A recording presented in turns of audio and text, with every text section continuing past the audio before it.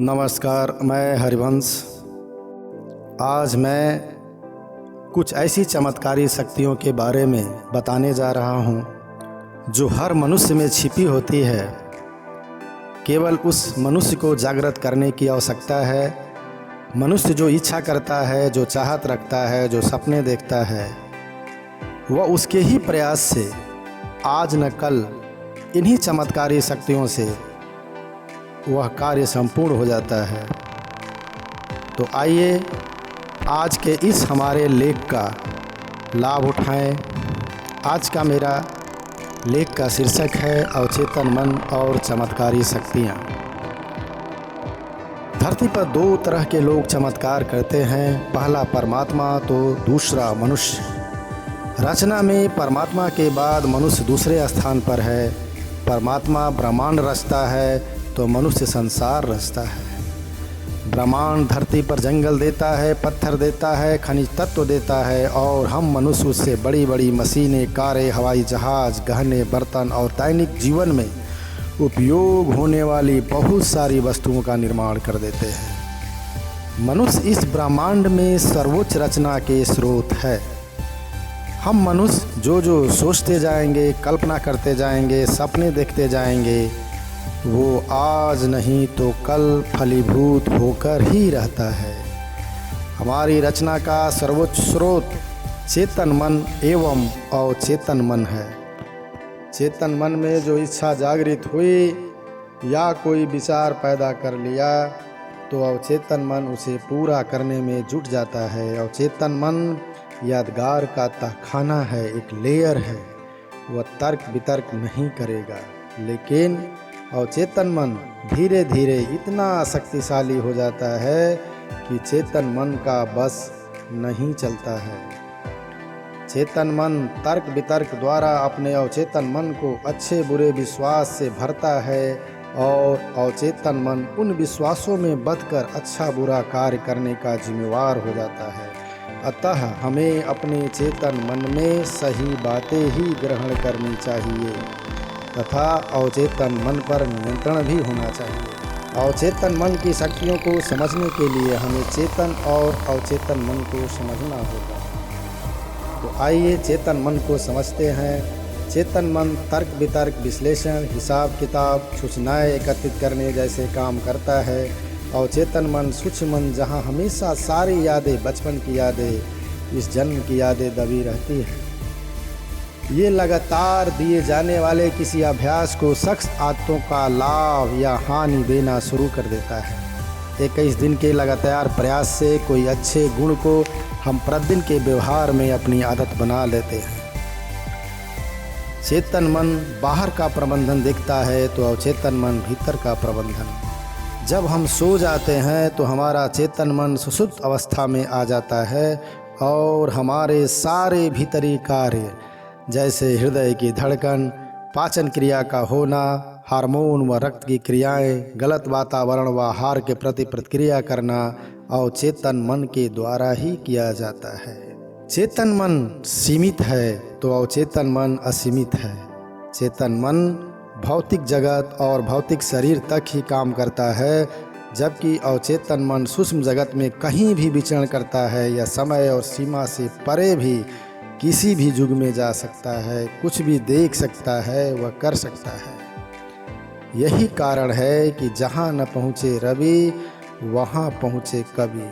बड़े बड़े साहित्यकार, कवि, लेखक अलौकिक जानकारियाँ देते हैं एवं वर्णन कर देते हैं। कई बार अदृश्य चीज़ों का वर्णन करते हैं।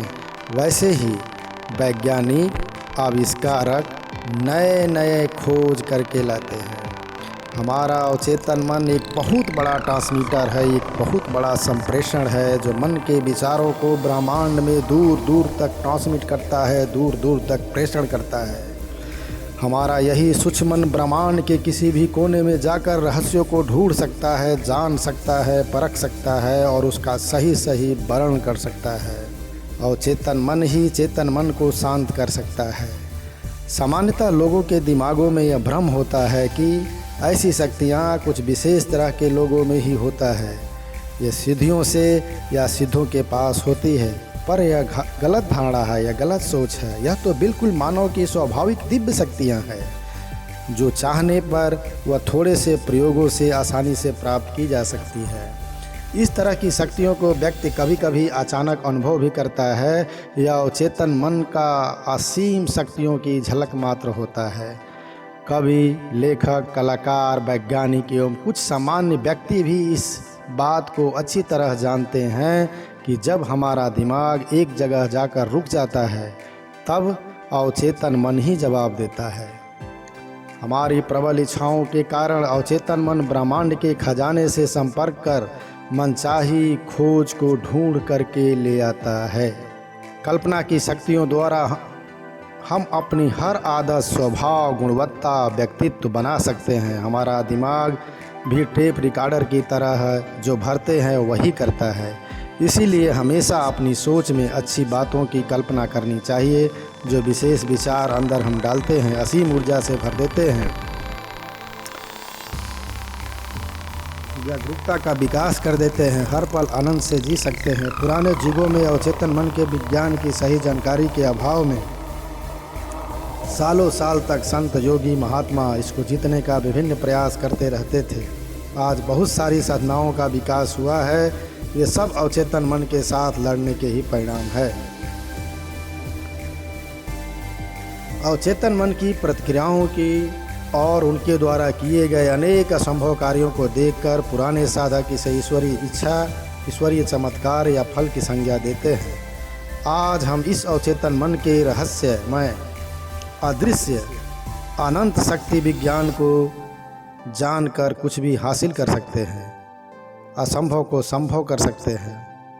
33 करोड़ देवताओं की सारी शक्तियाँ अवचेतन मन के पास है। अवचेतन मन ही आपका शिव, आपका हनुमान, राम, दुर्गा, काली, भैरव, लक्ष्मी व सरस्वती है। आप चाहें जिसको पकड़ लो, जिसको चाहे ध्यान लगा लो, अंततः फल तो अवचेतन मन ही देता है।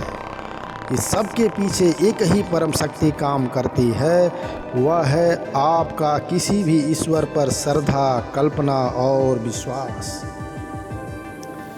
ईश्वर को तो हम कई रूपों में मानते हैं, कई रूपों में पूजते हैं, लेकिन क्या आप जानते हैं कि ईश्वरीय शक्ति क्या है? ईश्वर कोई व्यक्ति नहीं है। संपूर्ण ब्रह्मांड में फैली हुई इस ऊर्जा को, इस सत्ता को, इस संचालन को, जो एक विशेष ठोस व अटूट नियमों के अंतर्गत चलायमान है, उसी को हम ईश्वर कहते हैं। संपूर्ण ब्रह्मांड लाखों करोड़ों तरह की विभिन्न ऊर्जाओं का सागर है।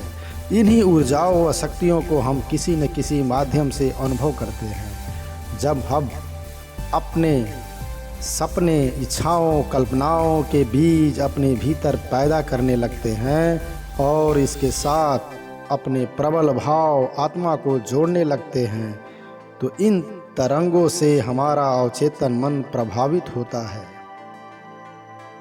और वैसे ही प्रभाव में आता है। फिर उन तरंगों को ब्रह्मांड में फेंक देता है।